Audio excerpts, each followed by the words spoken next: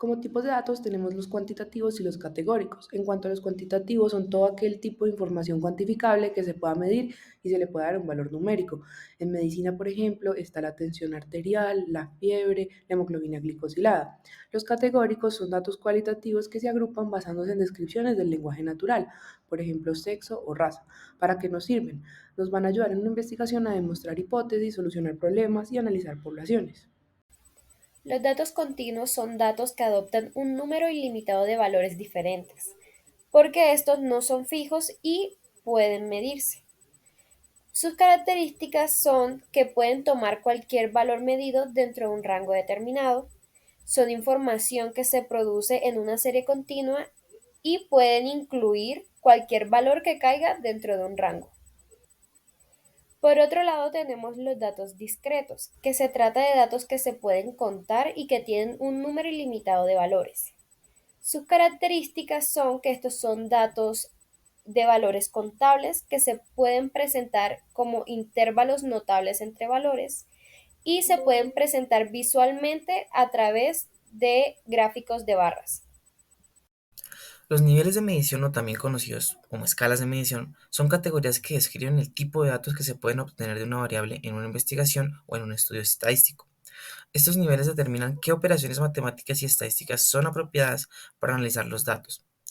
Los cuatro niveles de medición más comunes son el nivel nominal, el nivel ordinal, los niveles de intervalo y el nivel de razón. Es importante comprender los niveles de medición al analizar y presentar datos, para asegurarse de utilizar las herramientas estadísticas adecuadas y obtener conclusiones precisas y válidas. Ahora hablando sobre cada uno de los niveles, vamos a empezar hablando del nivel nominal. En este nivel las variables se clasifican en categorías sin un orden o jerarquía específica. Los datos en este nivel son cualitativos y solo pueden ser etiquetados o clasificados. Un ejemplo de estos pueden ser los que incluyen el género, masculino o femenino, el estado civil, soltero, casado, divorciado o los colores.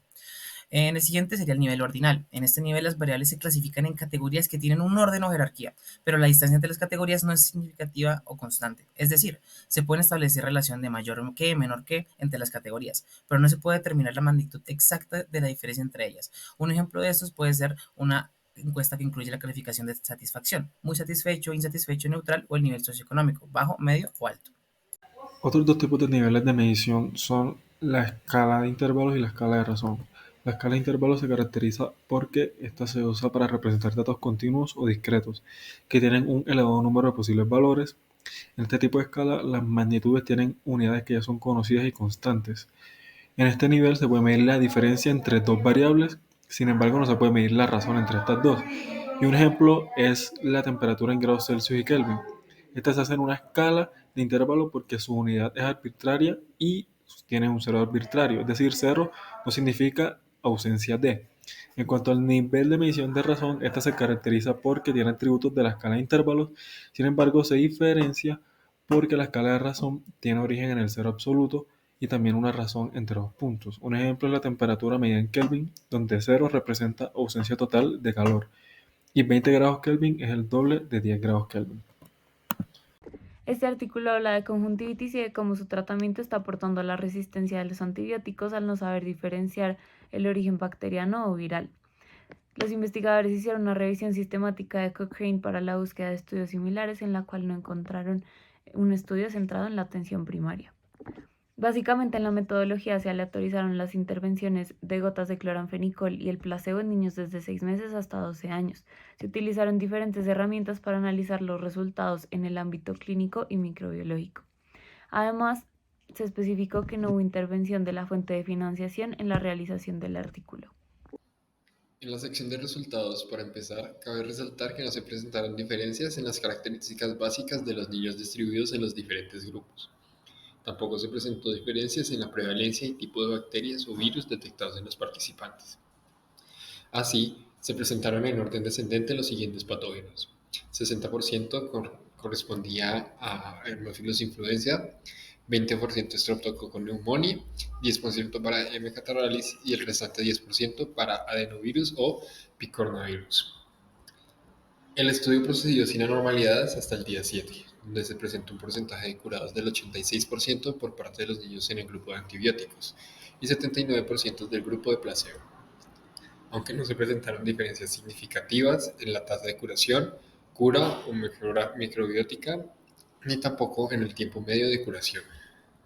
La única diferencia que resalta en el estudio fue que el número de niños tratados con clorafenicol que mostraron una erradicación bacteriana fue mayor, con un 40%, difiriendo significativamente de los que usaron placebo, que fueron un 23%. Por último, se presenta esta gráfica donde se resume el porcentaje acumulado de curación por parte de ambos grupos en el estudio durante la primera semana. Lo que cabe por resaltar de esta es la divergencia que se presenta en el segundo día, en el que se presenta un porcentaje de curación mayor en el grupo tratado con clorafenicol, correspondiente al 26%, y un 16% con placebo, que, como se puede observar, se mantiene así hasta el día 7. Con esto podemos concluir que los síntomas se resuelven sin antibióticos en la mayoría de niños con una infección de conjuntivitis aguda. Y para la mitad de los días tratados se gana el tiempo de resolución mayor con el grupo tratado con antibióticos que en el grupo de placebo. Pero esta ganancia se tiene que socavar con el personal y los costos de mantenimiento del tratamiento. Los estudios microbiológicos confirman que el clonazepam reduce la carga parasitaria en el ojo, pero la erradicación no es esencial para la curación. Durante el seguimiento por 6 semanas después del diagnóstico, se mostró que las complicaciones y las recaídas fueron poco comunes, incluso sin tratamiento. Por último, la tasa de salida del estudio fue muy pequeña. Casi el 95% de los niños se siguieron durante las 6 semanas que duró el estudio luego del reclutamiento.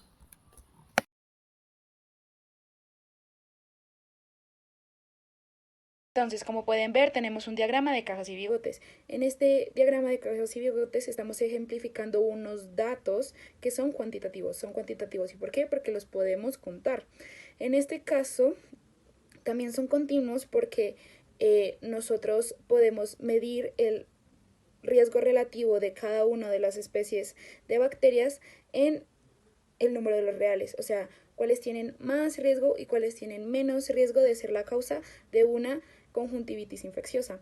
Y por último, la escala de medición que nosotros estamos usando es de un intervalo, porque como lo podemos ver en la parte de abajo, el riesgo relativo se está midiendo en un intervalo desde 0.1 hasta 10. Por ejemplo, para esta primera tabla que se basa en las características de los niños que fueron elegidos para este experimento, sabemos que estos datos son cuantitativos. ¿Por qué son cuantitativos? Pues porque se pueden contar o se pueden medir.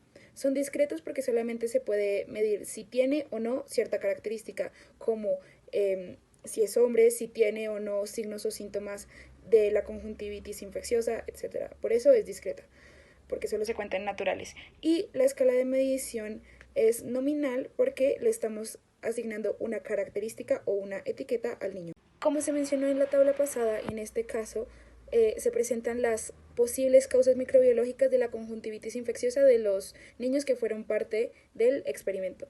En este caso, este tipo de datos se diría que es cuantitativo porque se puede medir, es discreto porque solamente se puede contar si está o no presente ese microorganismo en el test de laboratorio que se habrá hecho para saber por qué se infectó al niño. Por eso es discreto y está medido en números naturales. Y por último, la escala de medición es nominal porque nuevamente estoy agregando una etiqueta a el dato. En este caso, la etiqueta es saber cuál fue el microorganismo que infectó a nuestro paciente.